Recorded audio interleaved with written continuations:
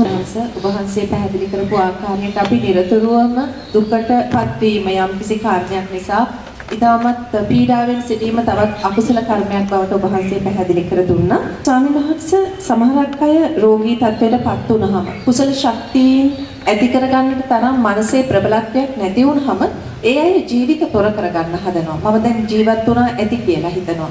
ස්වාමීන් වහන්සේ මේ තත්ත්වය කොහොමද භව ගමනට අදාළවන්නේ? මේකත් හේතුඵල ධර්මයක්මත් තමයි. දැන් කෙනෙක් ඉන්නවා. එයාට අසනීපයක් හැදෙනවා. එයාට අසනීපයක් හැදෙනකොට එයා හිතනවා මම බෙහෙත් ගන්න යන්නේ නැහැ කියලා. එයා බෙහෙත් ගන්න යන්නේ නැහැ. නමුත් මේ අසනීපේ දවස් 3ක් වර්ධනය වෙලා එයා 4 වෙනි දවසේදී මිය පරලෝ යනවා පින්තුනේ. එතකොට එයාට බෙහෙත් ගන්න යන්නේ හිත සකස්ුනේ කුමක් නිසාද? සංස්කාරපච්චය විඥාන. අතීත සංස්කාරයන්ට අදාළව එයාට මිය යන්න අවස්ථාවේදා උදා වෙන්න තිබ්බ පින්තුනේ. ඒ මරණය සිද්ධ වෙන්න තිබ්බ නිසා එයාට බෙහෙත් ගන්න ඕනේ කියන විඥානයේ දැනීම සකස් වෙන්නේ නැහැ පින්තුනේ. ඒතකොට තව කෙනෙක් ඉන්නවා. එයාට අසනීපයක් හැදෙද්දී බෙහෙත් ගන්න එයාට යන්න හිත සකස් වෙනවා. එයා ගිහලා බෙහෙත් ගන්නවා. මොකද එයාට මැරෙන්න අවශ්‍ය රෝගී භාවයට අදාළ සංස්කාරයක් විපස්සතාවම නැහැ පින්තුනේ. ඒ නිසා මේ සෑම දැනීමක්ම සකස් වෙන්නේ පෙර ජීවිතයේ සංස්කාර පත්‍ය විඥාන කියන ධර්මතාවය තුලින්මයි. ඒක හොඳට තේරුම් ගන්න ඕනේ. එතකොට කෙනෙක්ට දිවිනසා ගන්න හිතෙන්නේ තව කෙනෙකුට ජීවත් වෙන්න හිතෙන්නේ සංස්කාර පත්‍ය විඥාන කියන ධර්මතාවය. දැන් මේ පින්වතුන්ලාට දිවිනසා ගන්න හිතෙනවද? දිවිනසා ගන්න හිතෙන්නේ නැහැ. මොකද දිවිනසා ගැනීමට අදාළ සංස්කාර පින්වතුන්ලා පිටිපස්සේ නැහැ. ඒ නිසා ජීවත් වෙන්නයි පින්වතුන්ලාට හිතෙන්නේ. එතකොට තවත් කෙනෙකුට දිවිනසා ගන්න හිතක් සකස් වෙන්නේ කුමක් නිසාද? සංස්කාර පත්‍ය විඥානං. අන්න යාට දිවිනසා ගැනීමට අදාළ සංස්කාර පිටිපස්සේ තියෙන පින්වතුනි. එතකොට මේ ඕනෑම කෙනෙකුට දිවිනසා ගැනීමට අදාළ සංස්කාර සකස් වෙන්නේ ද්වේෂය නිසා, මෝහය නිසා, ලෝභසිත නිසා, අතීතේ කළා වූ සත්ත්ව ඝාතන හිංසාවන් නිසාමයි පින්වතුනි. විශේෂයෙන්ම ගබ්සාවන් සිද්ධ කිරීම නිසා එවැනි දේවල් සිද්ධ වෙන්න පුළුවන්. ඒ නිසා නිරේතුරුවම කෙනෙකුට සියදිවි නසා ගන්න හිතක් සකස් වෙනවා නම් ඒ මොහොතේ මෙයා දකින්න ඕනේ මේ අතීත සංස්කාරයන්ගේ ඵලයක් අකුසල් විපාකයකුයි මට එන්නේ කියලා පින්වතුනි. ඒ නිසා නිරේතුරුවම යම් පින්වතෙක් රෝගී භාවය නිසා සකස් වෙන්නා වූ දුකට ගැටිලා මට මේ දුක තවත් විඳින්න බෑ, මේ වේදනාව මට විඳින්න බෑ කියලා ඔබ දිවිනසා ගන්න යනවා නම් ඔබ මේ විඳින්නා වූ දුකට වඩා කෝටි ප්‍රකෝටි ගානක දුකක් අයිති කරගන්නයි යන්නේ පින්වතුනි. මට මතකයි එක්තරා මහත්තයෙක් ඇවිල්ලා මට කිව්වා ස්වාමීන් වහන්සේ මම දැන් 5 වතාවක් විතර දිවිනසා ගන්න ගියා. මට මේ ශරීරේ වේදනාවක් එනවා කොච්චර ප්‍රතිකාල කරත් හරියන්නේ මේ වේදනාව වෙද්දි මම පිටියේ ඔළුව ගහ ගන්නවා මේ පැලුන තැන් කියලා මම තැන් කීපයක් තේරුණා. ඒ කියන්නේ කීප වතාවක්ම දිවිනසා ගන්න ගිහිල්ලා. ඒතර මම ඇහුවා මහත්තයෝ ඔය වේදනාව නිසා ඔබ දිවිනසා ගත්තොත් ඔබ වැටෙන්නා වූ තැන ඔයිට වඩා 100 කෝටි ගුණයක් වේදනාව වැඩි තැනක්මයි. මම අර ළඟ තිබ්බ ගිනි පෙට්ටිය අරන් ගිනි කූරක් ගහලා පත්තු කරලා මං කිව්වා මහත්තයෝ ඔබේ ඇඟිල්ල අල්ලන්න මම මේ ගිනි කූර පත් වෙන ගිනි කූර අල්ලනවා. එතකොට ඔබ දකින්න මේ ඇඟිල්ල පිච්චෙන වේදනාවද වැඩි එහෙම නැත්නම් ඔබේ ශරීරයේ ඇති වෙන වේදනාවද වැඩි කියලා. ඒ වෙලාවේ මේ මහත්තයා කියනවා ස්වාමීන් වහන්සේ මගේ ඇඟේ වේදනාව නෙමෙයි මේ ඇඟිල්ල පිච්චෙන වේදනාව ඊට වඩා වැඩි කියලා. ඒ වෙලාවේ මං ගියා මහත්තයෝ එහෙනම් ඔබේ වේදනාව මේ ඇඟිල්ල පිච්චෙන වේදනාවටත් වඩා අඩු නම් ඔබ මේ වේදනාවට ගැටිලා දිවි නසා ගත්තොත් අනිවාර්යයෙන්ම ඔබ වැටෙන්නේ ගින්දර වූ නිරයටමයි. එනම් බලන්න මේසා වේදනාවක් පුංචි වේදනාවක් දරා ගන්න බැරුව ඔබ සියදිවි නසා ගත්තොත් ඔබ වැටෙන්නේ ගිනි නිරයට නම් පින්වතුනි කොයිසා අසාධාරණයක්ද ඔහු තමන්ගේ ජීවිතයට කරගන්නේ කියලා බලන්න. දුකෙන් මිදීම උදෙසා කොයිසා දුකකටද ඔහු වැටෙන්නේ කියලා බලන්න. ඒ නිසා නිරේතුරුව දක්ෂ වෙන්න සියදිවි නසා ගන්න කිසිම කෙනෙකුට සුගතියේ උපතක් නම් සකස් වෙන්නේ නැහැ. ඒක හේතුඵල ධර්මයක් පින්වතුනි. මොකද ඕනෑම කෙනෙක් සියදිවි නසා ගන්න යන්නේ කැමැත්තෙන්. එයා කැමැත්තෙන් සියදිවි නසා ගන්න යනවා.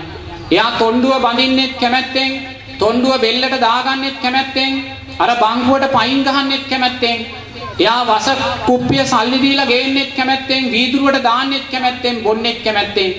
නමුත් පින්වතුනි මේ සියල්ල කැමැත්තෙන් කළත් අර මරණාසන්න මොහොතේ සකස් වෙන අධික පීඩාව නිසා එයා ඒ වෙලාවේ මැරෙන්න නෙමෙයි කැමති පින්වතුනි. එයාට ඕනේ දැන් මෙතනින් ගැලවෙන්න. නමුත් ගැලවෙන්න විදිහක් නැහැ. දැන් සියල්ල සිද්ධ වෙලා ඉවරයි. ඒ නිසා එයා ද්වේෂය දරාගෙනමයි මැරෙන්නේ පින්වතුනි. එයා ද්වේෂය දරාගන්නේ කවුරුන් කෙරෙහිද? තමා කෙරෙහිමයි තමා ද්වේෂය ඇති කරගන්නේ. ඇයි මං මේ මෝඩ වැඩේ කළේ කියන ද්වේෂය තුල තමා කෙරෙහි තමා ද්වේෂය ඇති කරගෙනයි මැරෙන්නේ පින්වතුනි. ද්වේෂයේ බලවත්ම විපාක ඇති වෙන ද්වේෂය තමයි තමා කෙරෙහි තමා ඇති කරගන්නා වූ ද්වේෂය පින්වතුනි. මේ තමා කෙරෙහි තමා ඇති කරගන්නා වූ ද්වේෂය දරාගෙන යම් කෙනෙක් දිවි නසාගෙන මැරෙන මොහොතේ අනිවාර්යෙන්ම පින්වතුනි 99%ක්ම නිරයට අදාළ සංස්කාරයන්මයි රැස් කරගන්න පින්වතුනි. අනිවාර්යෙන්ම නිරයටමයි වැටෙන්නේ. ඒ නිසා යම් පින්වතෙක් රෝගී භාවය තුල සකස් වෙන්නා වූ වේදනාවට ගැටිලා දිවි නසා ගන්නවා කියන කාරණේට නම් යන්න එපා. ඔබට දිවි නසා ගන්න හිතක් සකස් වෙද්දී අර මන් දේශනා කළා වූ ඒ අර ගිනි ජාලාවන්ගෙන් ඇවිලෙන ගිනි කඳු යායවල් වලින් වැටුණ අර චතුස්කන්‍ය චතුස්ද්වාරයේ නුවණින් දකින්න. ඒසා දරුණු දුකකට ඔබපත් වෙන්න යන්න එපා. මේසා මේ සරල දුකක් නිවා ගන්න උදෙසා පින්වතුනි. ඒ නිසා නිරේතුරු ඔබේ වේදනාව ඔබ කමටහනක් කරගන්න. සාරිපුත්ත මහරහතන් වහන්සේ අනේපිඩි සිටුතුමාට කියනවා, සිටුතුමනි ඔය ඇස ඔබේ නෙමෙයි නම් මේ ඇස නිසා සකස් වෙනා වූ වේදනාවට බැඳෙන්න එපා. අනේපිඩි සිටුතුමනි මේ පඨවි ධාතුව ඔබට අයිති නැහැ. මේ පඨවි ධාතුව ඔබට අයිති නැත්නම් මේ ඔබට අයිති නැති පඨවි ධාතුව නිසා සකස් වෙන වේදනාවට බැඳෙන්න එපා සිටුතුමනි කියනවා. මේ තේජෝ ධාතුව ඔබට අයිති නැහැ. මේ තේජෝ ධාතුව ඔබට අයිති නැත්නම් මේ තේජෝ ධාතුව නිසා සකස් වෙන වේදනාවට බැඳෙන්න එපා සිටුතුමනි කියනවා. මේ වායෝ ධාතුව ඔබට අයිති නැහැ. මේ ආපෝ ධාතුව ඔබට අයිති නැහැ. ඒ නිසා මේ වායෝ ධාතුව ආපෝ ධාතුව නිසා සකස් වෙන වේදනාවට බැඳෙන්න එපා කියලා සාරිපුත්ත මහරහතන් වහන්සේ කියනවා. මේ උතුම් ධර්මය අහද්දී උතුම් සෝවාන් ඵලයට පත් වෙලා සිටිය අනේපිඩි සිටුතුමා උතුම් අනාගාමී ඵලය සාක්ෂාත් කර ගන්නවා පින්වතුනි. ඒ නිසා වේදනාව කියන්නේ අකුසලයක් බව ඇත්ත. රෝගී භාවය කියන්නේ අකුසල් විපාකයක් බව ඇත්ත.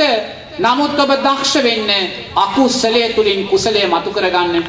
අකුසලයේ තුලින් කුසලයේ මතු කරගන්නේ වේදනාව උපේක්ෂාව තුලට ගෙනල්ලා ධර්මානුකූලව දකින්නවා. මම මේ තුවාලය නිසා මම මේ අසනීපය නිසා මේසා දුක් විඳින්නේ. මේසා දුකක් මං සංසාරේ අම්මට තාත්තට සහෝදරයෙකුට ඥාතියෙකුට සත්වෙකුට කරලා තියෙනවා. එයා තමන්ගේ වේදනාව තුලින් එයා දකින්නේ අතීතයේ අම්මා තාත්තාට දුන්න වේදනාවක්. එයා තමන්ගේ වේදනාව තුලින් දකින්නේ අතීතයේ තිරිසන් සතෙකුට කළා වූ වේදනාවක්.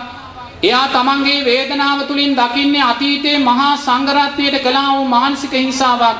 තමන්ගේ රෝගය තුලින් ධර්මය දකිනවා පින්වතුනි. තමන්ගේ රෝගය තුලින් එයා ධර්මය දකිනවා. ධර්මයේ දකින තැන ඔබ උපේක්ෂාව කියන උතුම් ධර්මයේ තුලට එනවා. ඒ උපේක්ෂාවයි ඔබට නිරේතුරුවම මේ ධර්ම මාර්ගය ශක්තිමත් කළ දෙන්නේ පින්වතුනි. ඒ නිසා නිරේතුරුව ඔබේ රෝගාබාධයේ රෝගාමනිස පීඩා වෙන මේ රූපය කය ඔබට ලැබුණේ අතීත අකුසල් සංස්කාරයක් නිසාමයි. ඒ නිසා මේ සංස්කාරය නිසා ද්වේෂය ඇති කරගන්න එපා, ක්‍රෝධය ඇති කරගන්න එපා, වෛරය ඇති කරගන්න එපා. නිරේතුරුවම උපේක්ෂා හිතෙන් මෙත් සිතම පුහුණු කරන්න පින්වතුනි. මේ සිත වඩන්න දැස් දෙක පියාගෙන මොහොතක් රෝගීව ලෙඩ ඇඳේ ඉඳගෙන සංසාරේ මගේ අතින් අම්මා තාත්තාට හිංසාවක් වුණා නම්, සංසාරයේ අතීතයේ සංඝ රත්නයේ හිංසාවක් වුණා නම්, සිල්වතෙකුට උපාසක උපාසිකාවට හිංසාවක් වුණා නම්, ඒ සෑම සත්වෙත්ම සුවපත් වේවා කියලා දකින්න. නිරේතුරුව මෙස්සිත වඩමින් ඉන්න. ඒ මෙස්සිත වඩද්දී ඔබේ ලේ ධාතුව පිරිසිදු වෙනවා, ශරීරය ප්‍රසන්න වෙනවා. නිරෝගී භාවය ආයුෂ වර්ණයේ සැපේ බලයේ ජීවිතයට එකතු වෙනවා. ඒ ආයුෂ වර්ණයේ සැපේ බලයේ ජීවිතයට එකතු වෙද්දී නිරෝගී භාවයට අදාළව සිරුර සකස් වෙන්න පුළුවන්. එහෙම නැත්නම් ඔබ රෝගී භාවයට ගැටෙනවා නම්, ඒ ගැටීම නිසා ද්වේෂය ඇති කර ගන්නවා නම්, නිරේතුරුව නොසන්සුන් නුනා වූ හිතකින් නම් ගත කරන්නේ. ඒ සෑම මොහොතකම ඔබේ ලේ ධාතුව වේගවත් වෙනවා, අපිරිසිදු වෙනවා.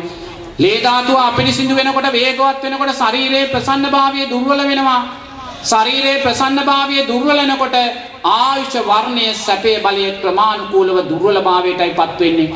ඒ නිසා ඔබ නිරේතුරුවම අතීත අකුසලය කුසලයක් බවට පත් කරගන්න මෛත්‍රිය තුලින්, කුසලයක් බවට මෛත්‍රියෙන් පත් කරගෙන ඒ මෛත්‍රී සංස්කාරත් අනිත්‍යයි කියලා දැකගෙන රෝගී කය තුලින් විදර්ශනා නුවණ ඇති කරගන්න. මේ රෝගී කය තුලින් මේ නැවත රූපයෙන් මිදීමේ මාවත මතු කරගන්න. එතනයි ධර්මයේ උපේක්ෂාව ජීවිතයට එකතු කරගත්ත කියන්නේ පුතේ. ගෞරවනීය